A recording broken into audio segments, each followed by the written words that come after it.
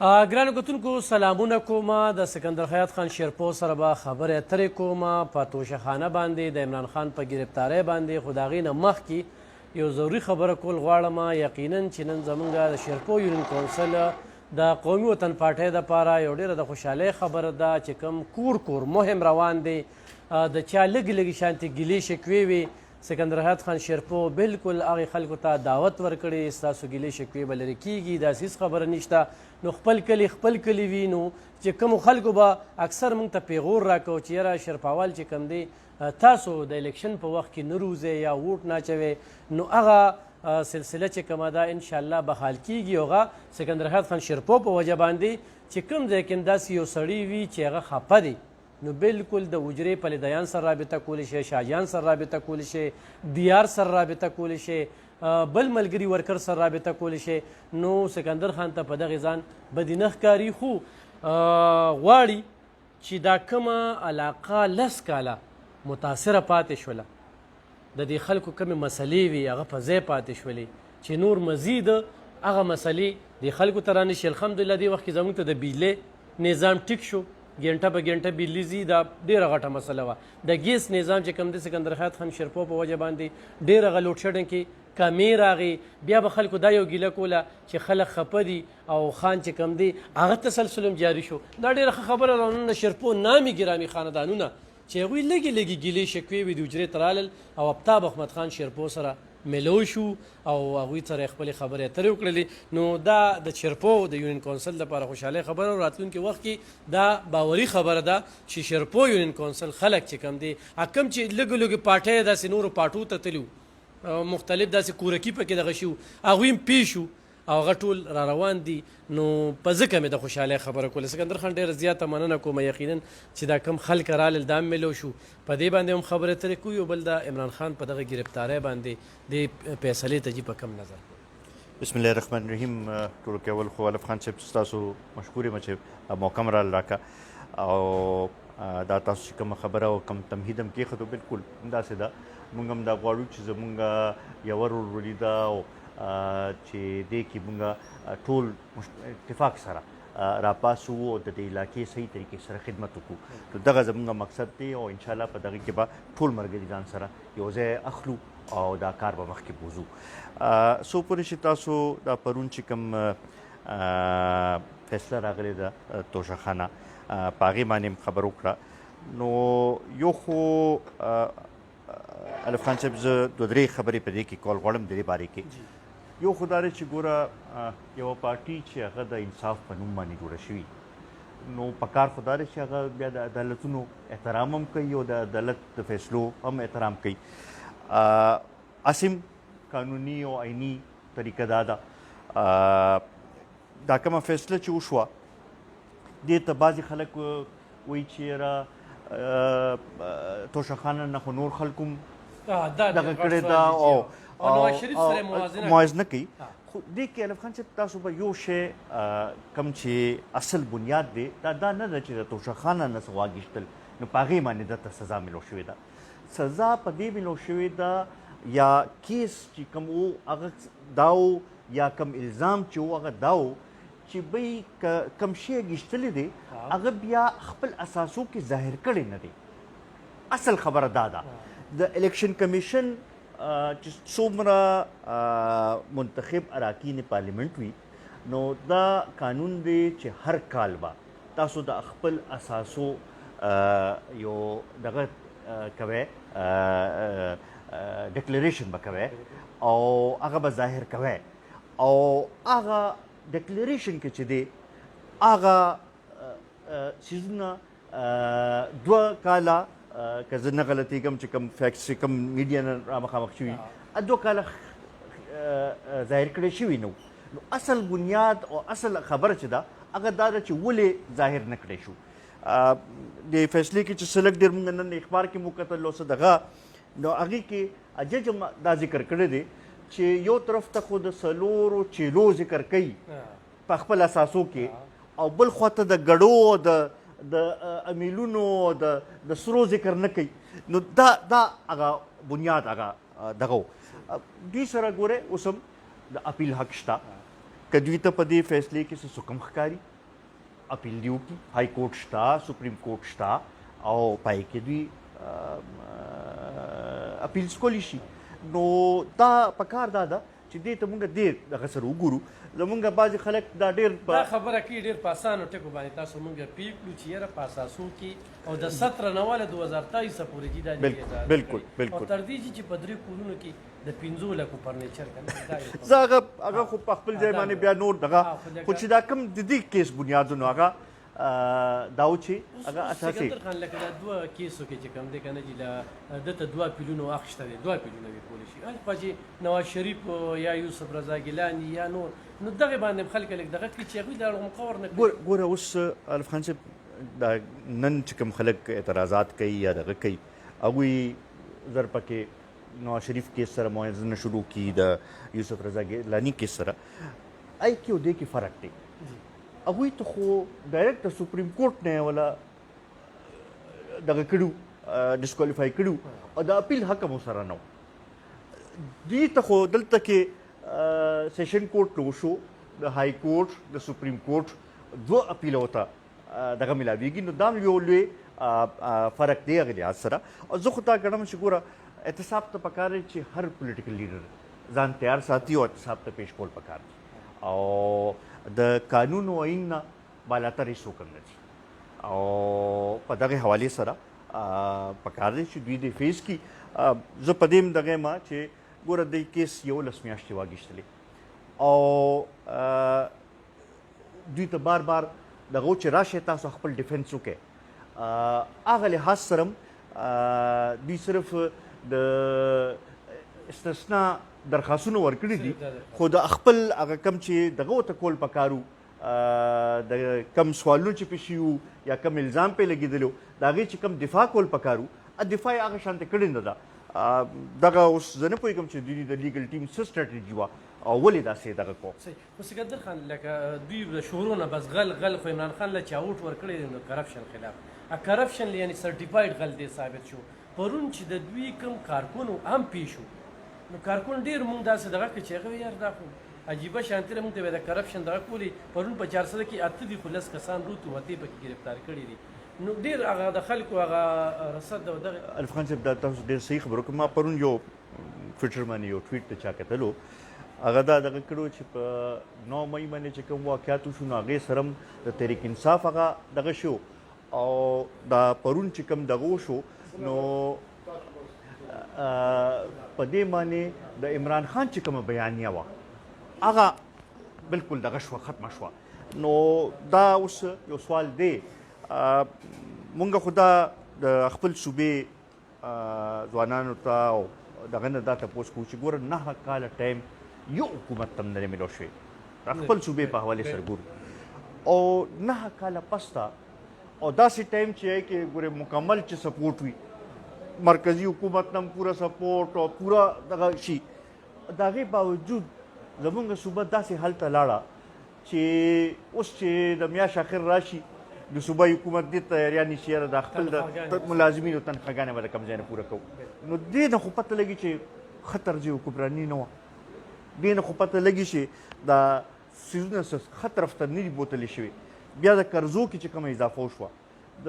یو طرف ته د پاکستان جوړېدو نه واخله د 2013 پورې 100 اربه روپۍ قرضه اخیستل کېږي زموږ صوبې کې او بل خواته په صرف د 2013 نه واخله د 2022 پورې 200 اربه قرضه اخیستل کېږي. نو دې نه تاسو اندازو لګوئ چې کشکول ماتولو خبرې کوم ځای ته لاړې هغه کومه چې د دوی بیانیه وه کم سوچ باندې دوی دا ځوانان راپاڅولي وو هغه سوچونه کوم ځای ته لاړل. هغه مدینې ریاست ته لاړو هغه نوی پاکستان ته لاړو.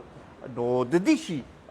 تپوس کول پکار. خو سکندر خان دغه اخرنۍ پوښتنه کوم خو موږ د آیات خان په کارونو باندې نو نن خو 400 کې څونه زاړه پلونه دي دا د آیات خان کارنامې دي خلک یې مني. بیا د آفتاب احمد خان شیرپو په کارنامو باندې خو ذکر کوو نو هغه لاجواب دي او لامثال دي.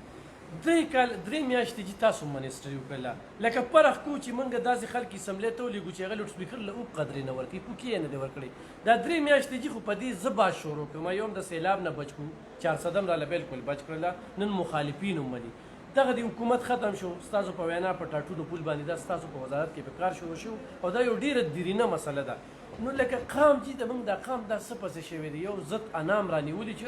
زر ته ونه دروم خو سپي وي او خرڅ یې هغه له به ووټ ورکوم. موږ ورته دا وایو زه ورته دا وایم چې یاره ګوره یو خو یو تاریخ دی په خدمت باندې یقین دی. نن تاسو جی په وزارت کې نه خو 15 کاله کې د شیرپو خلکو د زیم خلکو کمی نه دی محسوس کړي. خو د بیلې مسله د اجرې د خلک راځي، خو د ګیس مسله د اجرې د خلک راځي، خو د تاڼۍ مسله د اجرې د خلک راځي. ټیم ناست کار کوي. نو زی تاسو هغه خپل لږ هغه ایکسپیرینس سره شریک کړئ چې په درېیو میاشتو کې تاسو کوم کار راسره وکړو موږ دا اورو چې یاره دا پړ نه بیا پرویز خټک چې کوم دی نو لږ ضایع راضایع کړه ګینې زموږ به هر څه دیکھئے عارف خان صاحب ګوره دوه دغه دي تاسو خو د ډیولپمنټ دغه خبرو کا لوی کار ای وخت سره یو د 400 ډیویژن جوړولو اریګیشن ډیویژن دې نه مخکې مونږ چې د سبا مردان سرو سبا پیښور سرو او سبا د بلکند سره هغه دلته کې دا یو ډیویژن جوړول دا لوی دغه شو د دې زمیندارو لپاره آسان شو چې یو ایکسچینج سره به راځي. بیا دا درې سب ډیویژن جوړ شو د تنګي شبقدر او د 400 نو د درې اس ټي اوګان نو کار ورته لږ آسان شو. زمیندار د پیښور تلو نه پاتې شو او خپل تحصیل کې چې دی خپل مسلې حل کولی شو. نو دا یو لوی دغه که وګورئ عارف خان صاحب اصل کې بنیادي طور باندې ځان په د حکومتي طریقې کار باندې پویول دي او بیا د فنډز اګیشتلو طریقه چې ده هغې باندې ځان پویول دي او په طریقه چې هغه سړی دغه وکړي نو ډېر څه کیدی شي. په هغه وخت سره دا تقریبا صرف د 400 په حوالې سره تقریبا 9 ارب روپۍ د هغې سکیمز منظوري کېدل او دلته کې راتلل دا ډېر لوی دغه دی. یو وخت د 88 نه واخله تر د 90 پورې چې د مشر حکومت و د 93 نه واخله تر د 97 پورې چې صوبې کې حکومت و د صوبایي بجټ په ټوټل چې دی هغه به 6 ارب روپۍ او دلته کې خالي یو ډپارټمنټ کې 6 ارب روپۍ یو ضلع ته راوړل. دا خالي یو دی ضلع نه صوابیلا د پیهور ایکسټنشن په مد کې 10 ارب روپۍ یو سکیم چې هغې لاندې به 1,25,000 ایکړز به کې ته اوبه رسي او هغه به د کروندې او د دغه جوړه شي. دا لوی دغه دي دغه شانتې نور ځایونو کې نو په دغه حوالې سره لږ دغه غواړي چې سړی بالکل هغه سره تړلې هغه ټوله څه دغه چې د جرګه چې کوم مولانا فضل الرحمن صاحب را بللې وه د هغه د ترهګرۍ د لحد بیا دغه شو دې ټایم کې دغه دې توجیه په کم نظر ګورئ لکه دا هم دا خلک دغه کوي چېرې د پی ډي ایم حکومت راغی. الف خان صاحب یو خو دې ته موږ ډېر د تشویش په نظر سره ګورو. موږ نه غواړو چې د پښتنو نور روی نه تلل شي. پښتنو ډېرې قربانۍ ورکړې او د عالمي طاقتونو په دې جنګ کې موږ ګټه ونه لیدله صرف نقصان یې لیدلی دی. بیا نه غواړو چې داسې دلته دا اور ولګي. دې وخت سره ضرورت دا دی چې دې مسلې طرف ته توجه هم ورکړی شي او دې لپاره داسې حکمت عملي جوړه کړی شي چې موږ دا قوم ډېر مشکل نه وباسو. دا مخکې چې څه وشو ښه نه دي شوي. دا د مرکزي حکومت او د صوبایي حکومت دواړو ذمواري جوړېږي. موږ غواړو چې دین پې دغه کړي سیاسي قیادت پې هم دی کې یو خپل کردار ادا کړي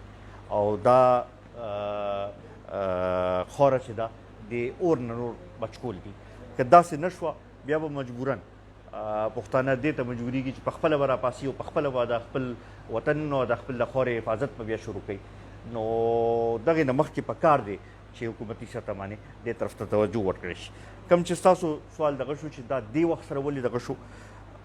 که ستاسو خیال وي نو د دې تحریک انصاف آخري ورځو کې دوی یو پالیسي جوړه کړه او په هغې کې خلک اعتماد کې وانهګېشتل، سیاسي قوتونه اعتماد کې وانهګېشتل، سټیک هولډرز اعتماد کې وانهګېشتل او داسې حکمت عملي جوړه کړه چې د ټي ټي پي سره خبرې هم شروع کړې او داسې شرایط باندې دغه وکړل چې هغې کې ډېر خلک هغوی بې د څه ګارنټۍ نه بې د څه دغه نه چې هغوی به د کم از کم د پاکستان د آیین او د قانون لاندې به دغه کېږي هغې خلک یې دلته راوستل په زرګونو په تعداد کې او د هغې دا نتیجه وشوه چې دلته کې دوباره هغه شی جرړې جوړېدل شروع شو او د هغې نه دا شی دا سلسله شروع شوه نو دا پکار وی چې که خبرې هم کېدلې نو هغه هم بیا داسې طریقې سره پکار وی چې کم از کم چې د آیین او د قانون لاندې شوي وي او دا یو دغه ګیشتل شوي وه چې بی کم قسم چې راځي هغه به طور یو پرامن شهري دلته کې اوسي او